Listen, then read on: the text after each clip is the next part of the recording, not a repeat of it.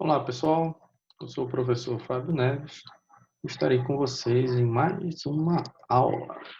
Vamos lá, dessa vez falando dos polígonos regulares, através de exercícios com inscrição e circunscrição. Vamos lá, vamos ao primeiro exercício. Dado o polígono regular ABCDE, ou seja, se tem 5 vértices, vai ter 5 lados também, então trata-se de um pentágono. Então, dado o polígono regular, ABCDE, inscrito, então ele está dentro, em uma circunferência de raio R, analise as alternativas a seguir e assinale aquela que for correta. Só colocar aqui uma imagem, pronto. Então, nós temos aqui um pentágono regular, tá? Dentro da circunferência. Então, podemos afirmar que exatamente 4 vértices desse polígono também pertencem a essa circunferência? Olha, eu posso afirmar que 4 vértices pertencem, mas exatamente está errado, porque exatamente são 5. Os 5 vértices também pertencerão à circunferência. O raio desse polígono também mede R e equivale a todo segmento de reta que parte do centro e vai até a sua borda. Ele está querendo dizer que qualquer segmento que vá do centro até a borda do polígono também mede R. Está errado. Vai medir R apenas os segmentos que coincidirem com a circunferência, tá? Então, não é todo segmento que medirá R. Esse polígono pode ser dividido em 5 triângulos isósceles, caso a divisão seja feita por meio de seus raios. Como os raios estão aqui desenhados, tá? Então, esses triângulos são isósceles? São, porque esse lado com esse coincidem com o raio, tá? Este lado aqui, ele é diferente. Ele só vai ser um triângulo equilátero quando o polígono for um hexágono, justamente, como eu expliquei na aula passada, por conta da angulação. Este ângulo interno aqui no pentágono, ele é 108, não vai dar para formarmos um triângulo equilátero aqui. Tudo bem? Ao contrário do hexágono. Tá? Então, de fato, são triângulos isósceles. Então, nós já temos aqui a nossa alternativa correta, é a letra C. E por que as outras duas estão erradas? Vamos lá. O centro desse polígono não coincide com o centro da circunferência. Está errado, coincide sim. E os lados desse polígono podem assumir valores distintos. Esses lados podem ser distintos? Olha, para o polígono ser inscrito, até podem ser com lados distintos, diferentes, com medidas diferentes. Mas aqui no comando diz que ele é regular. Se ele é regular, esses lados todos são congruentes. Então, isso aqui está incoerente com o comando. Ok? Por isso é a letra C. Segunda questão. Considere um polígono regular qualquer, importante que ele é regular, inscrito em uma circunferência e assinale a alternativa correta entre as alternativas abaixo. Vamos lá. As mediatrizes de 3 lados distintos jamais se encontrarão em um único ponto. Está errado. Elas vão se encontrar no ponto, no centro geométrico da figura, que coincide com o centro da circunferência. Porque as mediatrizes elas são perpendiculares e passam no ponto médio. Ora, quem é perpendicular e também toca lá naquele ponto médio é justamente o raio da circunferência, tá? Na circunferência inscrita. Caso dois polígonos regulares distintos estejam inscritos em circunferências também distintas, mas possuam o mesmo número de lados, então esses polígonos serão semelhantes. Correto. Porque se eles possuem o mesmo número de lados, nós podemos falar, por exemplo, de 2 quadrados. Eles serão distintos porque terão lados de tamanhos diferentes, né? Cada quadrado com o seu tamanho. Obviamente, é isso que eu estou falando. Cada um numa circunferência. E, lógico, no quadrado maior vai necessitar de uma circunferência maior. Tá? Então, isso vai gerar uma proporcionalidade. E proporcionalidade está relacionado com semelhança de figuras planas. Letra B. Mas vamos ver as outras. Dois polígonos regulares inscritos, com o mesmo número de lados, não possuem perímetros proporcionais às medidas de seus lados. Ora, nem precisava dizer o que estava escrito antes. Isso aqui já está totalmente errado, porque todo perímetro é proporcional à medida dos seus lados. Ele é a soma dos seus lados. Próxima. Os perímetros de dois polígonos regulares inscritos em circunferências distintas e com o mesmo número de lados não são proporcionais aos seus apótemas. É o mesmo caso que eu falei anteriormente, que justifica a letra B. Ora, se os polígonos são regulares e possuem o mesmo número de lados, nós estamos falando da mesma figura, com tamanhos diferentes. Ora, se ela tem semelhança de uma com a outra, ela tem uma proporcionalidade, e os perímetros não são proporcionais aos seus lados, o apótema, como nós vimos na aula passada, está relacionado com o tamanho dos lados. Tá? Existe uma relação entre os apótemas e o tamanho dos lados. Então, o apótema ele é proporcional aos lados. E o perímetro é proporcional aos lados também. Então, logo, os perímetros também são proporcionais aos apótemas. Tá? Então, está errado aqui justamente por esse não.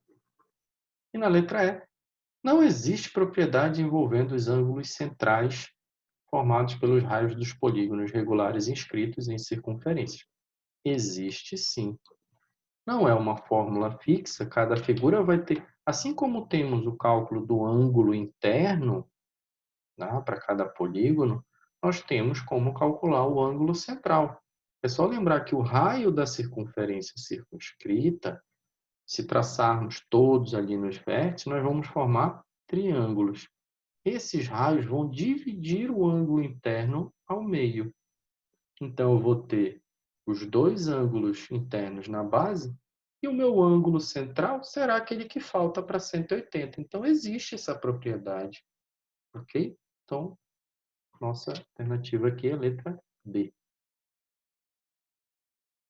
Terceira, uma questão que caiu no Enem. Ela requereu um pouquinho de cuidado. O tampo de vidro de uma mesa quebrou-se e deverá ser substituído por outro que tenha a forma de círculo. O suporte de apoio da mesa tem o formato de um prisma reto de base em forma de triângulo equilátero. Então, é uma coluna, um prisma triangular na forma de coluna.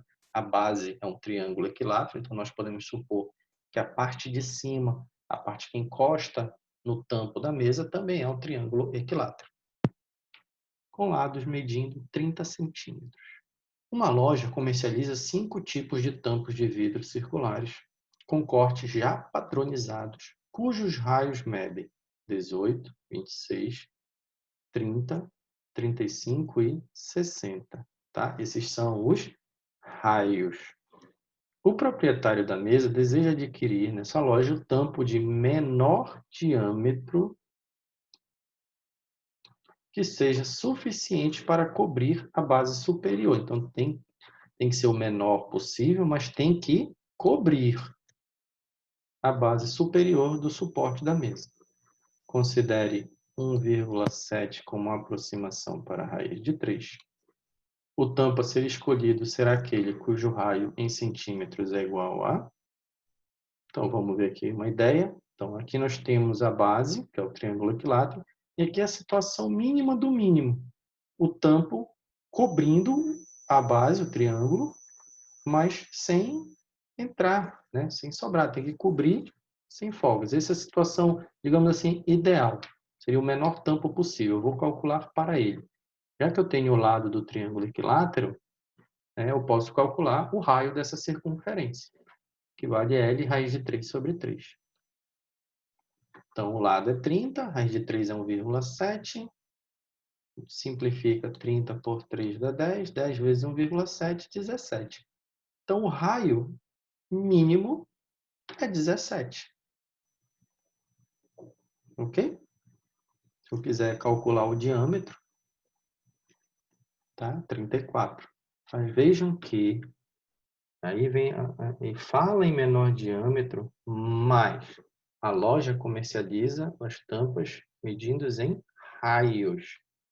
E a pergunta é: o tampo que será escolhido aquele cujo raio ele tem que ser o menor possível, porém tem que cobrir a base. Portanto, ele tem que ser o menor entre aqueles que são maiores que 17. Nossa resposta é 18. Vamos para mais uma.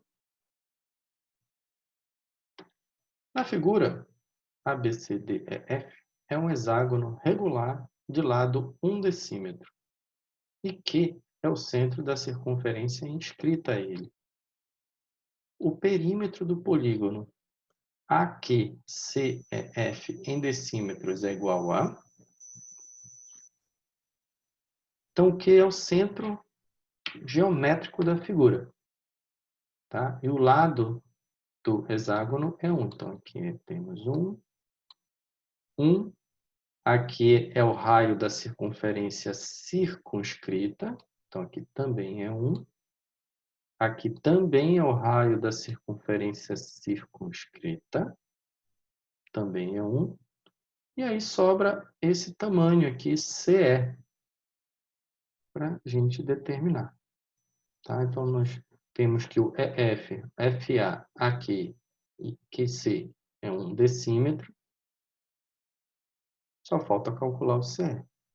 Aí veja que o CE, se fecharmos aqui o triângulo, lembre-se que esse triângulo para o hexágono é um triângulo equilátero. E esse pedacinho aqui é a altura do triângulo equilátero. E o pedaço que eu quero, CE, é o dobro dessa altura. Então, como sabemos que a altura é L raiz de 3 sobre 2, o CE vai ser o dobro, 2 vezes L raiz de 3 sobre 2. Vamos cortar aqui o 2 com 2. O L vale 1 e vai sobrar apenas raiz de 3. Então, aqui é o perímetro, então é só somar essas partes. 1 mais 1 mais 1 mais 1, mais essa raiz de 3. Então, temos 4 mais raiz de 3. Vamos aqui para a última. Um quadrado e um hexágono regular estão circunscritos ao mesmo círculo. Então, os dois estão fora de um círculo. O lado do hexágono mede 3 raiz de 3. Qual o lado do quadrado? Então, os dois estão por fora de um círculo, certo? O que eles têm em comum? A circunferência interna, né? Vamos utilizar o raio dela. No hexágono, o raio da circunferência inscrita é L raiz de 3 sobre 2, e no quadrado é L sobre 2. Tá? O L do hexágono está representado aqui pela letra maiúscula e a minúscula do quadrado. Então, igualando, temos que, fazendo as substituições direitinho, sabemos o lado do hexágono, está aqui. Nós podemos simplificar, se quiserem. Vamos achar que aqui, vou ficar com 3 vezes raiz de 3 vezes raiz de 3. Só fazer primeiro, raiz de 3 vezes raiz de 3 é raiz de 9. Raiz de 9 é 3. Multiplicando pelo 3 da frente, achamos que o lado do quadrado vai medir 9. Letra D. Ok? Espero que tenham entendido e até a próxima.